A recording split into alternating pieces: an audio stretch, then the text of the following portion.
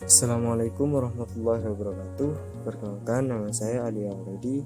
Saya berasal dari Prodi Ekonomi Pembangunan kelas D dengan NIM 21020311000167. Di sini saya akan menjelaskan tentang ekonomi digital.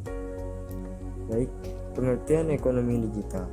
Ekonomi digital merupakan segala bentuk kegiatan ekonomi yang memanfaatkan bantuan teknologi informasi dan komunikasi. Hal ini termasuk transaksi jual beli, pemasaran, dan lainnya yang dapat mempengaruhi perekonomian.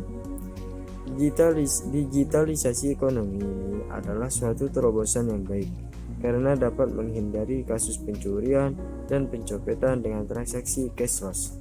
Selain itu, setiap proses transaksi bakal berjalan lebih lancar, cepat, dan aman. Contoh ekonomi digital. Ekonomi digital Indonesia semakin dikembangkan dan integrasikan oleh pemerintah melalui peraturan dan lokakarya yang diadakan oleh kementerian. Walaupun demikian, praktik digitalisasi ekonomi ini telah lama berlangsung di Indonesia. Adapun contohnya antara lain seperti gambar berikut. Gojek dan Grab untuk transportasi, OVO, Dana, dan lainnya untuk e-wallet, Bukalapak, Lazada, dan lainnya untuk e-commerce. Tujuan ekonomi digital.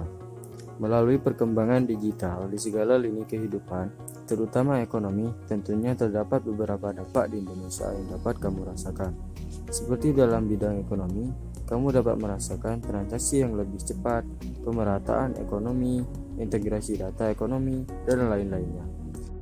Dalam bidang pendidikan, kamu dapat merasakan akses pendidikan yang lebih lancar, informasi dan bahan pelajaran menjadi lebih mudah, serta membuka bisnis baru untuk pelatihan dan les online.